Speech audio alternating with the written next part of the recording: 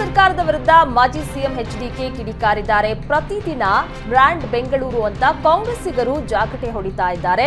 2-3 ದಿನದ ಮಳೆ ತಡಿತಾ ಇಲ್ಲ. ಇದನ್ನೆಲ್ಲ ಸರಿಪಡಿಸಲು ಎಷ್ಟು ವರ್ಷ ಬೇಕು ಅಂತ ಪ್ರಶ್ನೆ ಮಾಡಿದ್ದಾರೆ. ಈ ಸರ್ಕಾರ ಬಂದ ಮೇಲೆ ಒಂದೇ ಒಂದು ಹೊಸ ಕೆಲಸ ಮಾಡಿಲ್ಲ. ಗ್ಯಾರಂಟಿ ಯೋಜನೆಗಳನ್ನ ಸರಿಯಾಗಿ ಜಾರಿ ಮಾಡಲು ಆಗ್ಲಿಲ್ಲ. ಅಕ್ಕಿ ಕೊಡ್ತಿಲ್ಲ. ಅಕ್ಕಿ ಇಲ್ಲದವರಿಗೆ ಹಣ ಕೂಡ ಕೊಡ್ತಾ ಇಲ್ಲ. ಬಿತ್ತನೆ ಬೀಜದ ಬೆಲೆ ಏರಿಕೆಯಾಗಿದೆ. ಗೊಬ್ಬರ ಸಹ ಸಿಗ್ತಾ ಇಲ್ಲ ಅಂತ ಜನ ಹಿಡಿಶಾಪ ಹಾಕ್ತಿದ್ದಾರೆ. ಈ ಸರ್ಕಾರದ ಅವಧಿಯಲ್ಲಿ ಅಭಿವೃದ್ಧಿ ಶೂನ್ಯ ಅಂತ ಆಕ್ರೋಶ ವ್ಯಕ್ತಪಡಿಸಿದ್ದಾರೆ. ಸಿಎಂ ಸಿದ್ದರಾಮಯ್ಯ ವಿರುದ್ಧ ಬಿಜೆಪಿ ಟ್ವೀಟ್ ವಾರ್ ಶುರು ಮಾಡಿದೆ. ಕರ್ನಾಟಕದ ಆರ್ಥಿಕತೆಯನ್ನ ದಿವಾಳಿಯನ್ನಾಗಿಸಿದ್ದು ಸಿದ್ದರಾಮಯ್ಯ. ಕರ್ನಾಟಕವನ್ನ ಅರಾಜಕತೆಯ ನಾಡನ್ನಾಗಿಸಿದ್ದು ಸಿದ್ದರಾಮಯ್ಯ. ಇವು ಸಿಎಂ ಸಿದ್ದರಾಮಯ್ಯ 1 ವರ್ಷದ ಆಡಳಿತದಲ್ಲಿ ಸಾಧಿಸಿದ್ದು ಅಂತ ಕಿಡಿಕಾರಿದ್ರು. ಅಭಿವೃದ್ಧಿಯನ್ನ ಸಂಪೂರ್ಣ ಕಡೆಗಣಿಸಿರುವ ಕಾಂಗ್ರೆಸ್ ಲೋಕಾರ್ಪಣೆ ಎಂದರೆ ಮಚ್ಚು, ಲಾಂಗು, ತಲ್ವಾರ್ಗಳ ಪ್ರದರ್ಶನ ಎಂದುಕೊಂಡಿದ್ದೆ. ಶಂಕುಸ್ಥಾಪನೆ ಎಂದರೆ ಹಲ್ಲೆ, ಕೊಲೆ, ಸುಲಿಗೆ, ಅತ್ಯಾಚಾರಗಳು ಎಂದು ಭಾವಿಸಿದಂತಿದೆ. ಈ ಪರಿ ಕಾನೂನು ಸುವ್ಯವಸ್ಥೆ ಹದಗೆಟ್ಟಿರುವುದು ಕರ್ನಾಟಕದ ಇತಿಹಾಸದಲ್ಲೇ ಇದೇ ಮೊದಲು ಅಂತ ಬಿಜೆಪಿ ಟ್ವೀಟ್ ಮೂಲಕ ಆಕ್ರೋಶ ವ್ಯಕ್ತಪಡಿಸಿದೆ. ಕಾಂಗ್ರೆಸ್ ವಿರುದ್ಧ ಬಿಜೆಪಿ ರಾಜ್ಯಾಧ್ಯಕ್ಷ ಬಿವೈ ವಿಜಯೇಂದ್ರ ಕಿಡಿಕಾರಿದ್ದಾರೆ. ರಾಜ್ಯದಲ್ಲಿ ಕಾಂಗ್ರೆಸ್ ಸರ್ಕಾರ ಬಂದು 1 ವರ್ಷ ಕಳೆದಿದೆ. ಸರ್ಕಾರದ ಸಾಧನೆ ಮಾತ್ರ ಶೂನ್ಯ. ಅಭಿವೃದ್ಧಿ ಕಾರ್ಯಗಳು ಸ್ಥಗಿತವಾಗಿದೆ. ಇದನ್ನ ನಾನು ಹೇಳುತ್ತಿಲ್ಲ, ರಾಜ್ಯದ ಜನರೇ ಹೇಳ್ತಾ ಇದ್ದಾರೆ. ಕಾಂಗ್ರೆಸ್ ಸರ್ಕಾರದಿಂದ ರಾಜ್ಯದ ಜನರಿಗೆ ಭ್ರಮ ನಿರಸನವಾಗಿದೆ. ಶಿಕ್ಷಣ, ನೀರಾವರಿ ಸೇರಿದಂತೆ ಎಲ್ಲಾ ಇಲಾಖೆಯಲ್ಲೂ ಸರ್ಕಾರ ವಿಫಲವಾಗಿದೆ. ಶಿಕ್ಷಣ ಇಲಾಖೆಯಲ್ಲಿ ದ್ವಂದ್ವ ನಿಲುವುಗಳಿಂದ ಶಿಕ್ಷಕರು, ಪೋಷಕರಿಗೂ ನೆಮ್ಮದಿ ಇಲ್ಲದಂತಹ ಪರಿಸ್ಥಿತಿ ಇದೆ ಅಂತ ಸರ್ಕಾರದ ವಿರುದ್ಧ ಆಕ್ರೋಶ ವ್ಯಕ್ತಪಡಿಸಿದ್ರು. ಲೋಕಸಭಾ ಚುನಾವಣೆ ಬಳಿಕ ಮೈತ್ರಿ ಪಡೆ ಮತ್ತೊಮ್ಮೆ ಅಖಾಡಕ್ಕೆ ಇಳಿದಿದೆ. ಮುಂದಿನ ವಿಧಾನ ಪರಿಷತ್ ಚುನಾವಣೆಗೆ ಜೆಡಿಎಸ್, ಬಿಜೆಪಿ ನಾಯಕರು ಸಮನ್ವಯ ಸಭೆ ನಡೆಸಿ ರಂಗ ತಾಲೀಮು ನಡೆಸಿದ್ರು. ಜೆಡಿಎಸ್ನ ಕಚೇರಿ ಜೆಪಿ ಭವನದಲ್ಲಿ ಎಚ್ಡಿ ಕುಮಾರಸ್ವಾಮಿ ಮತ್ತು ಆರ್ ಅಶೋಕ್ ನೇತೃತ್ವದಲ್ಲಿ ಸಮನ್ವಯ ಸಮಿತಿ ಸಭೆ ನಡೆಸಿ ಎನ್ಡಿಎ ಅಭ್ಯರ್ಥಿಗಳ ಗೆಲುವಿಗೆ ರಣತಂತ್ರ ರೂಪಿಸಿದ್ರು. ಜೂನ್ 3ರಂದು ಪದವೀಧರರ ಮತ್ತು ಶಿಕ್ಷಕರ ಕ್ಷೇತ್ರದಿಂದ ತಲಾ 3 ಸದಸ್ಯರನ್ನ ಆಯ್ಕೆ ಮಾಡಲಾಗುತ್ತೆ. ಈ ಚುನಾವಣೆಯಲ್ಲಿ 6ಕ್ಕೆ 6 ಸ್ಥಾನಗಳನ್ನು ಗೆದ್ದುಕೊಳ್ಳುವುದಕ್ಕೆ ಬಿಜೆಪಿ, ಜೆಡಿಎಸ್ ನಾಯಕರು, ಕಾರ್ಯಕರ್ತರು ಸಮನ್ವಯ ಸಭೆಯಲ್ಲಿ ಚರ್ಚಿಸಿದ್ರು. ಬಿಜೆಪಿಯಿಂದ ಉಚ್ಚಾಟನೆಗೊಂಡ ಪರಿಷತ್ ಬಂಡಾಯ ಅಭ್ಯರ್ಥಿ ರಘುಪತಿ ಭಟ್ ಪಕ್ಷದ ನಾಯಕರ ವಿರುದ್ಧ ತೀವ್ರ ಅಸಮಾಧಾನ ವ್ಯಕ್ತಪಡಿಸಿದ್ದಾರೆ. ಉಚ್ಚಾಟನೆ ವಿಷಯ ಕೇಳಿ ತುಂಬಾ ಬೇಸರವಾಗಿದೆ. ಪಕ್ಷ ಎಂದರೆ ಜೀವ ಬಿಡುವ ಕಾರ್ಯಕರ್ತರಿಗೆ ನಿರಂತರ ನೋವಾಗುತ್ತಿದೆ ಎಂದರು. ಪಕ್ಷದ ಎಲ್ಲ ಹುದ್ದೆಯಿಂದ ವಜಾ ಮಾಡುವುದಾಗಿ ಹೇಳಿದ್ದಾರೆ. ಆದರೆ ನನ್ನದು ಕಾರ್ಯಕರ್ತ ಹುದ್ದೆ. ಪಕ್ಷದಲ್ಲಿ ನನಗೆ ಯಾವ ಹುದ್ದೆಯನ್ನು ಕೊಟ್ಟಿಲ್ಲ. ಬಿಜೆಪಿ ನನ್ನನ್ನ ಯಾವ ಹುದ್ದೆಯಿಂದ ವಜಾ ಮಾಡಿದೆ ಎಂಬುದನ್ನು ಸ್ಪಷ್ಟಪಡಿಸಬೇಕು. ವಜಾ ಮಾಡಿದ್ದಕ್ಕೆಲ್ಲ ನಾನು ತಲೆ ಕೆಡಿಸಿಕೊಳ್ಳಲ್ಲ ಎಂದರು.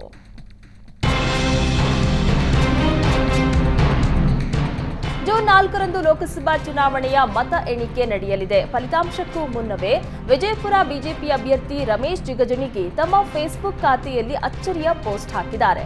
ನನಗೆ ಮಂಗಳವಾರ ಮಂಗಳಕರ ಎಂದು ಗೆಲುವಿನ ಕುರಿತು ಫೇಸ್ಬುಕ್ನಲ್ಲಿ ಪೋಸ್ಟ್ ಮಾಡಿ ಗಮನ ಸೆಳೆದಿದ್ದಾರೆ. ನಾನು ಮಂಗಳವಾರ ಆಸ್ಪತ್ರೆಯಿಂದ ಹೊರಬಂದೆ. ಮಂಗಳವಾರ ನಾಮಿನೇಷನ್ ಮಾಡಿದೆ. ಮಂಗಳವಾರ ವೋಟಿಂಗ್ ನಡೆಯಿತು. ಮಂಗಳವಾರವೇ ಕೌಂಟಿಂಗ್ ನಡೆಯಲಿದೆ. ಎಲ್ಲವೂ ಮಂಗಳಕರವಾಗಲಿದೆ ಅಂತ ರಮೇಶ್ ಜಿಗಜಿಣಗಿ ಪೋಸ್ಟ್ ಮಾಡಿದ್ದಾರೆ. ಪ್ರಜ್ವಲ್ ಪೆನ್ ಡ್ರೈವ್ ಕೇಸ್ನಲ್ಲಿ ನಿಜವಾದ ಆರೋಪಿಗೆ ಶಿಕ್ಷೆ ಕೊಡಲೇಬೇಕು ಎಂಬ ಕುಮಾರಸ್ವಾಮಿ ಹೇಳಿಕೆಗೆ ಗೃಹ ಸಚಿವ ಪರಮೇಶ್ವರ್ ತಿರುಗೇಟನ್ನು ನೀಡಿದ್ದಾರೆ. ನಾವು ಅದನ್ನೇ ಮಾಡ್ತಾ ಇದ್ದೀವಿ. ನಿಜವಾದ ಆರೋಪಿ ಯಾರು, ಈ ಕೇಸ್ನಲ್ಲಿ ಪ್ರಜ್ವಲ್ ಪಾತ್ರ ಏನು ಎಂದು ತನಿಖೆ ಮಾಡುವುದಕ್ಕೆ ಎಸ್ಐಟಿ ಮುಂದಾಗಿದೆ. ಆದರೆ ಕುಮಾರಸ್ವಾಮಿ ಗಾಳಿಯಲ್ಲಿ ಗುಂಡು ಹೊಡೆದ ಹಾಗೆ ಯಾರ್ಯಾರದ್ದೋ ಹೆಸರು ಹೇಳುವ ಅಗತ್ಯ ಇಲ್ಲ. ತನಿಖೆ ಆದ ಮೇಲೆ ನಿರ್ದಿಷ್ಟವಾಗಿ ಇಂಥವರೇ ವಿಡಿಯೋ ಹಂಚಿದ್ರು ಎಂದು ಗೊತ್ತಾಗುತ್ತೆ ಎಂದರು. ಕಳೆದ 1 ವರ್ಷದಿಂದ 45% ಕ್ರೈಮ್ ರೇಟ್ ಜಾಸ್ತಿ ಆಗಿದೆ ಅಂತ ಸರ್ಕಾರದ ವಿರುದ್ಧ ಆರ್ ಅಶೋಕ್ ವಾಗ್ದಾಳಿ ನಡೆಸಿದ್ದಾರೆ. ರಾಜ್ಯದಲ್ಲಿ ಕಳೆದ 1 ವರ್ಷದಲ್ಲಿ ಕಾನೂನು ಸುವ್ಯವಸ್ಥೆ ಸರಿಯಿಲ್ಲ. ಹೋಮ್ ಮಿನಿಸ್ಟರ್ ಯಾರು ಅಂತಲೇ ಗೊತ್ತಿಲ್ಲ ಎಂಬಂತಹ ಪರಿಸ್ಥಿತಿ ಬಂದೊದಗಿದೆ. ಇದಕ್ಕೆ ಗೃಹ ಸಚಿವರ ನಿರ್ಲಕ್ಷ್ಯವೇ ಕಾರಣ ಅಂತ ಕಿಡಿಕಾರಿದ್ರು. ರಾಜ್ಯದಲ್ಲಿ ಹೆಣ್ಣು ಮಕ್ಕಳು ಕೆಲಸಕ್ಕೆ, ಕಾಲೇಜಿಗೆ ಹೋಗಲು ಭಯಪಡುವ ಸ್ಥಿತಿ ಬಂದೊದಗಿದೆ. ಕಿಡಿಗೇಡಿಗಳು ಪೊಲೀಸ್ ಸ್ಟೇಷನ್ ಮೇಲೆ ದಾಳಿ ಮಾಡ್ತಿದ್ದಾರೆ. ಸರ್ಕಾರ ಮಾತ್ರ ಮೌನಕ್ಕೆ ಜಾರಿದೆ ಅಂತ ಕಿಡಿಕಾರಿದ್ರು.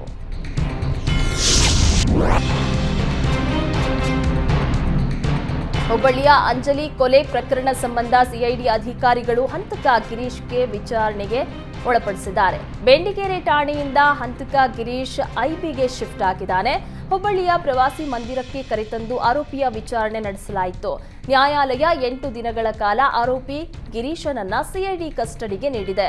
ಇನ್ನು ಸಿಐಡಿ ಅಧಿಕಾರಿಗಳು ಬಹುತೇಕ ವಿಚಾರಣೆ ನಡೆಸಿದ್ದು ಹತ್ಯೆ ಕುರಿತು ಇಂಚಿಂಚು ಮಾಹಿತಿಯನ್ನ ಕಲೆ ಹಾಕ್ತಿದ್ದಾರೆ.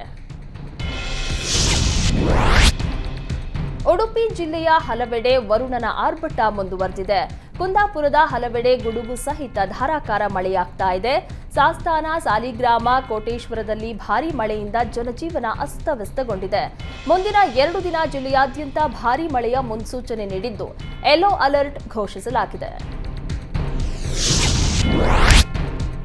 ಯಾದಗಿರಿ ಜಿಲ್ಲೆಯಾದ್ಯಂತ ಒಂದೇ ಸಮನೆ ಸುರಿದ ಮಳೆಗೆ ನಾನಾ ಅವಾಂತರವೇ ಸೃಷ್ಟಿಯಾಗಿದೆ. ವಿಪರೀತ ಗಾಳಿ ಮಳೆಯಿಂದಾಗಿ ಜಿಲ್ಲೆಯಲ್ಲಿ ಒಟ್ಟು 170 ವಿದ್ಯುತ್ ಕಂಬಗಳು ಧರೆಗುರುಳಿದ್ದು ವಿದ್ಯುತ್ ಸಂಪರ್ಕವಿಲ್ಲದೆ ಗ್ರಾಮಸ್ಥರು ಪರದಾಡುವಂತಾಗಿದೆ. ಯಾದಗಿರಿ ಜಿಲ್ಲೆಯಾದ್ಯಂತ ಬಿರುಗಾಳಿ ಸಹಿತ ಭಾರೀ ಮಳೆ ಸುರಿತಾ ಇದ್ದು ಅವಾಂತರ ಸೃಷ್ಟಿಯಾಗಿದೆ. ಗಾಳಿ ಮಳೆಗೆ ಬೃಹತ್ ಮರಗಳು ಧರೆಗುರುಳಿದ್ದು ಸಂಚಾರ ಅಸ್ತವ್ಯಸ್ತವಾಗಿದೆ. ಸ್ಥಳೀಯರು ಹಾಗೂ ಸವಾರರು ರಸ್ತೆ ಮೇಲೆ ಬಿದ್ದಿದ್ದ ಮರಗಳನ್ನು ತೆರವು ಮಾಡಿ ವಾಹನ ಸಂಚಾರಕ್ಕೆ ಅನುವು ಮಾಡಿಕೊಟ್ಟಿದ್ದಾರೆ. ವರುಣನ ಅಬ್ಬರಕ್ಕೆ ಯಾದಗಿರಿ ಜಿಲ್ಲೆಯ ಜನರು ಸಂಪೂರ್ಣ ತತ್ತರಿಸಿ ಹೋಗಿದ್ದಾರೆ. ಮಳೆ ಹೊಡೆತಕ್ಕೆ ಹೊಸಹಳ್ಳಿ ಕ್ರಾಸ್ ಬಳಿ ಇರುವ ಬಡಾವಣೆ ಕೆರೆಯಂತಾಗಿದೆ. ಮನೆಯಿಂದ ಹೊರಬರುವುದಕ್ಕೆ ಆಗದೆ ನಿವಾಸಿಗಳು ಪರದಾಡುವಂತಾಗಿದೆ. ಸತತ 2 ಗಂಟೆಯಿಂದ ಸುರಿದ ಮಳೆಗೆ ಜನಜೀವನ ಸಂಪೂರ್ಣ ಹದಗೆಟ್ಟಿದೆ.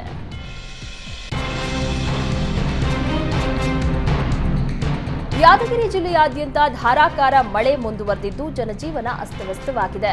ಯಾದಗಿರಿ ಜಿಲ್ಲೆಯ ಚಟ್ನಳ್ಳಿ, ದೋರನಹಳ್ಳಿ ಗ್ರಾಮದ ಹಲವು ಮನೆಗಳ ಟಿನ್ ಶೆಡ್ ಹಾರಿ ಬಿದ್ದಿದ್ದು 10 ಕುಟುಂಬಗಳು ಬೀದಿಗೆ ಬಿದ್ದಿವೆ. ನಗರದ ಹಲವೆಡೆ ವಿದ್ಯುತ್ ಕಂಬಗಳು ಧರೆಗುರುಳಿದ್ದು ಹಲವು ಗ್ರಾಮಗಳಿಗೆ ವಿದ್ಯುತ್ ಸಂಪರ್ಕ ಕಡಿತವಾಗಿದ್ದು ವಿದ್ಯುತ್ ಸರಿಪಡಿಸದೆ ಜೆಸ್ಕಾಂ ಅಧಿಕಾರಿಗಳಿಗೆ ತಲೆನೋವಾಗಿದೆ. ಕೋಲಾರ ಜಿಲ್ಲೆಯ ಹಲವೆಡೆ ಉತ್ತಮ ಮಳೆ ಸುರಿಯುತ್ತಿದೆ. ಕೃಷಿ ಚಟುವಟಿಕೆ ಕೈಗೊಳ್ಳಲು ರೈತರು ಮುಂದಾಗಿದ್ದಾರೆ. ಹೊಲ ಹದ ಮಾಡಿ ಮುಂಗಾರು ಹಂಗಾಮಿನ ಬಿತ್ತನೆಗೆ ಸಜ್ಜಾಗ್ತಾ ಇದ್ದಾರೆ. ಟ್ರ್ಯಾಕ್ಟರ್ ಉಳುಮೆಗೆ ಬೇಡಿಕೆ ಹೆಚ್ಚಾಗಿದೆ. ರಾಗಿ, ಭತ್ತ, ಜೋಳ, ಮೆಕ್ಕೆಜೋಳ, ತೊಗರಿ, ಹುರುಳಿ, ಅವರೆ, ಹೆಸರು, ಅಲಸಂದಿ, ನೆಲಗಡಲೆ, ಸಜ್ಜೆ, ಸಾಮೆ, ಎಳ್ಳು ಸೇರಿ ತೋಟಗಾರಿಕೆ, ದ್ವಿದಳ ಧಾನ್ಯ ಹಾಗೂ ವಾಣಿಜ್ಯ ಬೆಳೆಗಳು ತಾಲೂಕಿನ ಪ್ರಮುಖ ಬೆಳೆಗಳಾಗಿದೆ. ನಕಲಿ ಟೊಮ್ಯಾಟೊ ಸಸಿಗಳಿಂದ ರೈತರಿಗೆ 4 ಲಕ್ಷ ನಷ್ಟವಾಗಿದೆ. ಲಕ್ಷ ಖರ್ಚು ಮಾಡಿದ ರೈತನಿಗೆ ನರ್ಸರಿ ಸಿಬ್ಬಂದಿಯೇ ಮೋಸ ಮಾಡಿದ ಘಟನೆ ಕೋಲಾರ ತಾಲೂಕಿನ ವದನವಾಡಿ ಗ್ರಾಮದಲ್ಲಿ ನಡೆದಿದೆ. ರೈತ ಮಾಣಿಕ್ಯ ಎಂಬಾತ ಗದ್ದೆಕಣ್ಣೂರು ಗ್ರಾಮದ ನರ್ಸರಿಯಿಂದ ಟೊಮ್ಯಾಟೊ ಸಸಿ ತಂದು ಹಾಕಿದ್ದ. 1.25 ಎಕರೆ ಪ್ರದೇಶದಲ್ಲಿ ಟೊಮ್ಯಾಟೊ ಬೆಳೆದಿದ್ದ ರೈತ ಬೆಳೆ ನೋಡಿ ಕಂಗಾಲಾಗಿದ್ದಾನೆ. ಪ್ರತಿ ಟೊಮ್ಯಾಟೊ ಗಿಡದಲ್ಲಿ ಒಂದು ಒಳ್ಳೆಯ ಟೊಮ್ಯಾಟೊ ಜೊತೆ ಒಂದು ಕೊಳೆತ ಟೊಮ್ಯಾಟೊ ಅಂಟಿಕೊಂಡಿದ್ದು ಇದನ್ನು ನೋಡಿದ ರೈತ ಶಾಕ್ ಆಗಿದ್ದಾನೆ. ಸ್ಥಳಕ್ಕೆ ಬಂದ ನರ್ಸರಿ ಮಾಲೀಕ ವೈರಸ್ ಬಂದಿದೆ ಎಂದು ಹೇಳಿ ನಾಪತ್ತೆಯಾಗಿದ್ದಾನೆ. ಏನೂ ಮಾಡಲಾಗದೆ ರೈತ ಮಾಣಿಕ್ಯ ಕಂಗಾಲಾಗಿದ್ದಾನೆ. ಟೊಮ್ಯಾಟೊಗೆ ಒಳ್ಳೆ ರೇಟ್ ಇದ್ರೂ ಮಾರಾಟ ಮಾಡಲು ಆಗ್ತಾ ಇಲ್ಲ. ಸೂಕ್ತ ಪರಿಹಾರ ಕೊಡಿಸುವಂತೆ ರೈತ ಮನವಿ ಮಾಡಿದ್ದಾನೆ. ಕೊಡಗಿನಲ್ಲಿ ಕಳೆದ 15 ದಿನಗಳಿಂದ ಸುರಿದ ಪೂರ್ವ ಮುಂಗಾರು ಮಳೆಗೆ ಸಂಪೂರ್ಣ ಬದಲಾಗಿ ಹೋಗಿದೆ. 15 ದಿನಗಳಿಂದ ಸುರಿತಾ ಇರುವ ಮಳೆಗೆ ಇಡೀ ಮಡಿಕೇರಿ ಕೂಲ್ ಆಗಿದ್ದು ಚುಮು ಚಳಿ ಜೊತೆಗೆ ಮತ್ತೊಂದೆಡೆ ದಟ್ಟ ಮಂಜು ಸುರಿತಾ ಇದೆ.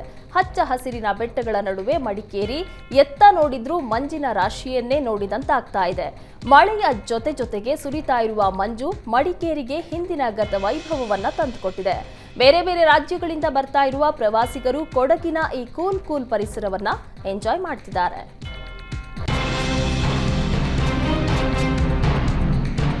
ತುಮಕೂರು ಜಿಲ್ಲೆಯಾದ್ಯಂತ 1 ವಾರದಿಂದ ಉತ್ತಮ ಮಳೆಯಾದ ಪರಿಣಾಮ ರಂಗಕರ್ಮಿ ಡಾಕ್ಟರ್ ಗುಬ್ಬಿ ವೀರಣ್ಣ ಹಾಗೂ ಪತ್ನಿಯ ಸಮಾಧಿ ನೀರಿನಲ್ಲಿ ಮುಳುಗಡೆಯಾಗಿದೆ.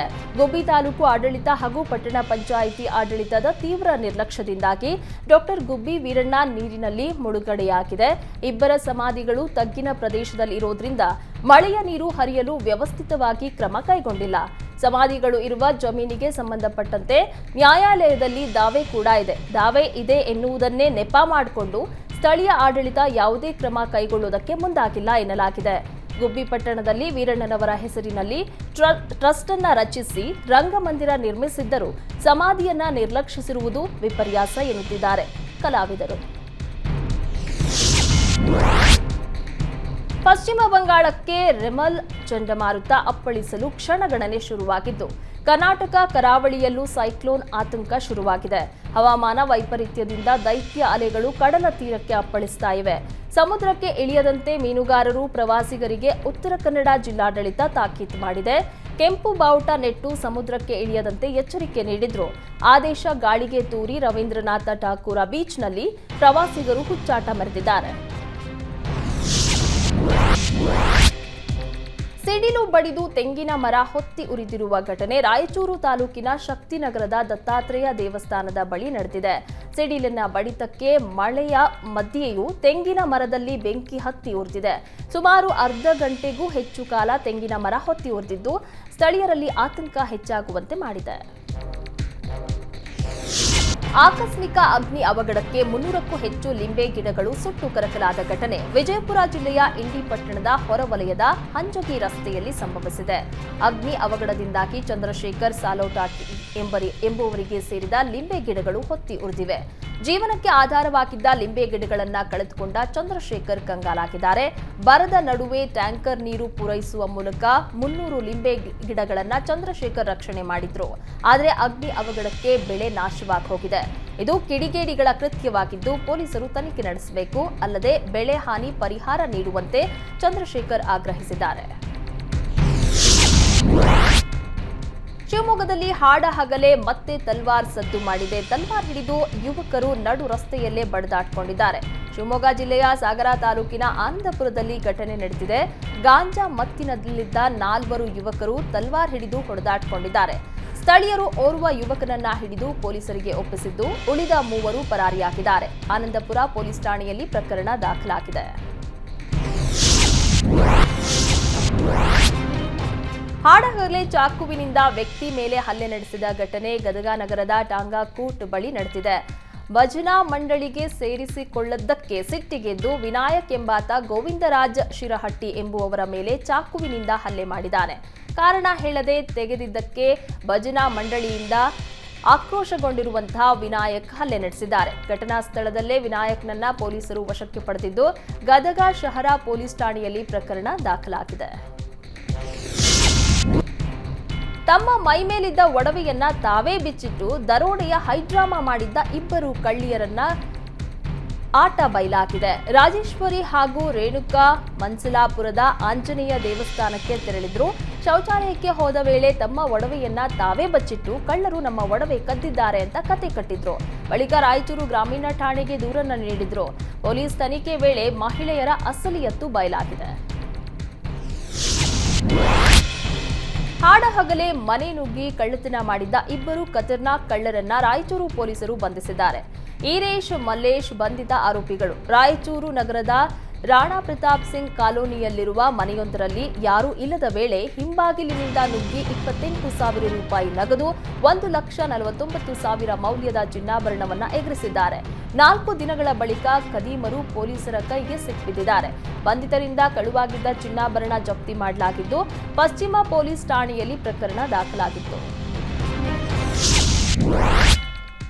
ಮಂಗಳೂರು ಟು ಬೆಂಗಳೂರು ರಸ್ತೆಗಳಲ್ಲಿ ಅಪಘಾತ ಹೆಚ್ಚಾದ ಬೆನ್ನಲ್ಲೇ ಎಚ್ಚೆತ್ತ ಕೆಎಸ್ಆರ್ಟಿಸಿ ಹೊಸ ಸೂಚನೆಯನ್ನ ಹೊರಡಿಸಿದೆ.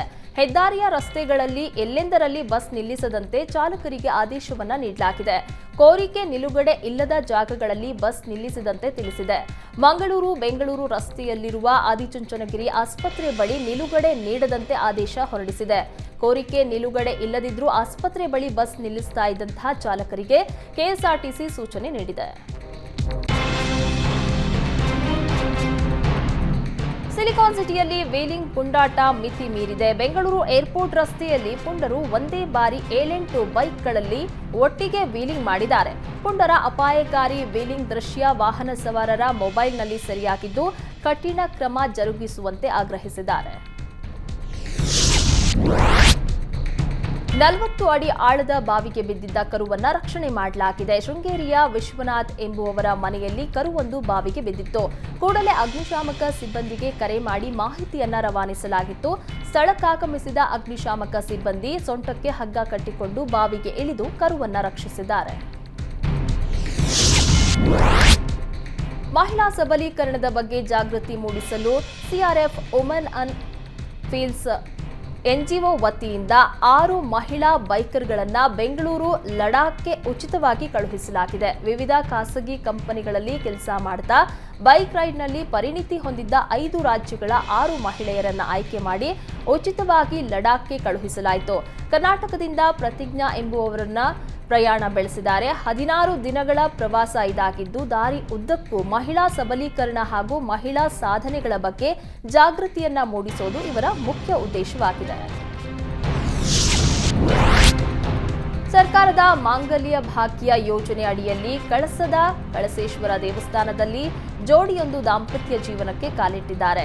ದೇವಸ್ಥಾನ ಆಡಳಿತ ಮಂಡಳಿ ಮಾಂಗಲ್ಯ ಭಾಗ್ಯ ಯೋಜನೆ ಅಡಿಯಲ್ಲಿ ವಿವಾಹಕ್ಕೆ ಆಸಕ್ತರನ್ನ ಆಹ್ವಾನಿಸಿತ್ತು.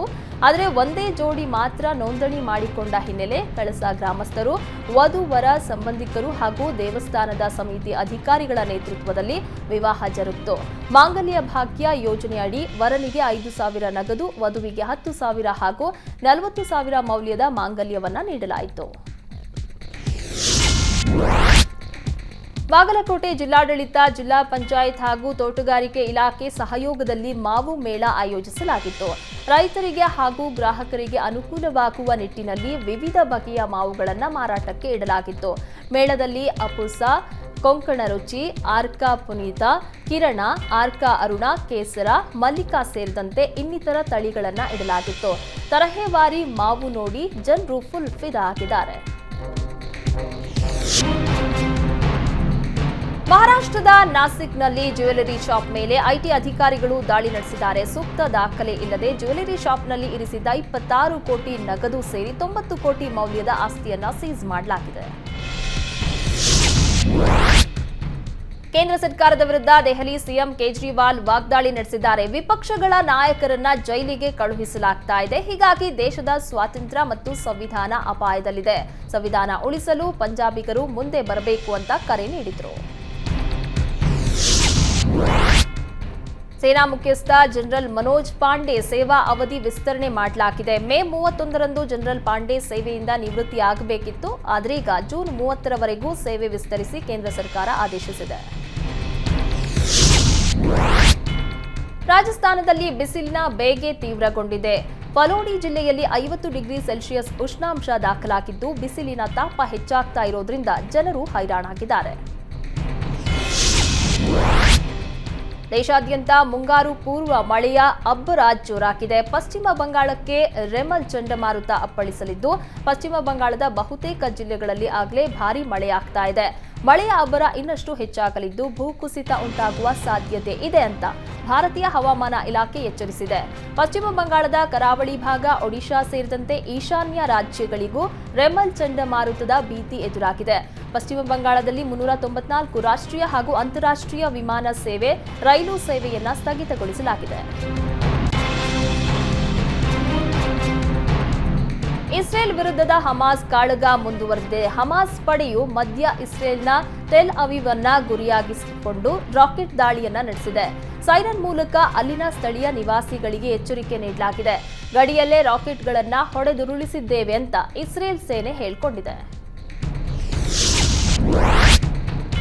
ಕೋಲ್ಕತಾ ನೈಟ್ ರೈಡರ್ಸ್ ತಂಡ 17ನೇ ಆವೃತ್ತಿಯ ಐಪಿಎಲ್ ಚಾಂಪಿಯನ್ ಆಗಿ ಹೊರಹೊಮ್ಮಿದೆ. ಚೆನ್ನೈನ ಚೆಪಾಕ್ ಅಂಗಳದಲ್ಲಿ ನಡೆದ ಫೈನಲ್ ಪಂದ್ಯದಲ್ಲಿ ಹೈದರಾಬಾದ್ ತಂಡವನ್ನ ಬಗ್ಗು ಬಡಿಯುವ ಮೂಲಕ ಕೆಕೆಆರ್ 3ನೇ ಬಾರಿಗೆ ಐಪಿಎಲ್ ಟ್ರೋಫಿಯನ್ನ ಗೆದ್ದುಕೊಂಡಿದೆ. ಟಾಸ್ ಗೆದ್ದು ಮೊದಲು ಬ್ಯಾಟ್ ಮಾಡಿದ ಎಸ್ಆರ್ಎಚ್ ನಿಗದಿತ 20 ಓವರ್ಗಳಲ್ಲಿ 113 ರನ್ಗೆ ಆಲ್ಔಟ್ ಆಯಿತು. ಗುರಿ ಬೆನ್ನತ್ತಿದ ಕೋಲ್ಕತಾ ಕೇವಲ 10.3 ಓವರ್ಗಳಿಗೆ ಗುರಿ ತಲುಪುವ ಮೂಲಕ ಚಾಂಪಿಯನ್ ಕಿರೀಟವನ್ನ ಮುಡಿಗೇರಿಸಿಕೊಂಡಿದೆ. ಟಿ20 ವಿಶ್ವಕಪ್ ಟೂರ್ನಿಗಾಗಿ ರೋಹಿತ್ ಶರ್ಮಾ ನಾಯಕತ್ವದ ಟೀಂ ಇಂಡಿಯಾ ಅಮೆರಿಕಾಗೆ ತೆರಳಿದೆ. ಆದರೆ ಈ ಬ್ಯಾಚ್ನಲ್ಲಿ ವಿರಾಟ್ ಕೊಹ್ಲಿ ಕಾಣಿಸಿಕೊಂಡಿಲ್ಲ. ಕೊಹ್ಲಿಯ ಯುಎಸ್ಎ ವೀಸಾ ಪೇಪರ್ ಕೆಲಸ ಬಾಕಿ ಇರೋದ್ರಿಂದ ಮೇ 30ರ ಒಳಗಾಗಿ ನ್ಯೂಯಾರ್ಕ್ಗೆ ತೆರಳುವ ಸಾಧ್ಯತೆ ಇದೆ. ಒಂದು ವೇಳೆ ಮೇ 30ರ ನಂತರ ಅಮೆರಿಕಾದತ್ತ ಪ್ರಯಾಣ ಬೆಳೆಸಿದರೆ ಬಾಂಗ್ಲಾದೇಶ ವಿರುದ್ಧ ಅಭ್ಯಾಸ ಪಂದ್ಯಕ್ಕೆ ಕೊಹ್ಲಿ ಅಲಭ್ಯರಾಗಲಿದ್ದಾರೆ.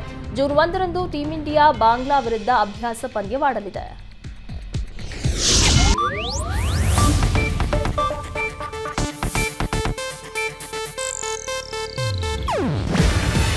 ಇದು ಏಷ್ಯಾನೆಟ್ ನ್ಯೂಸ್ ನೆಟ್ವರ್ಕ್ ಪ್ರಸ್ತುತಿ. ನೀವು ನೋಡ್ತಿದ್ದೀರಾ ಏಷ್ಯಾನೆಟ್ ಸುವರ್ಣ ನ್ಯೂಸ್.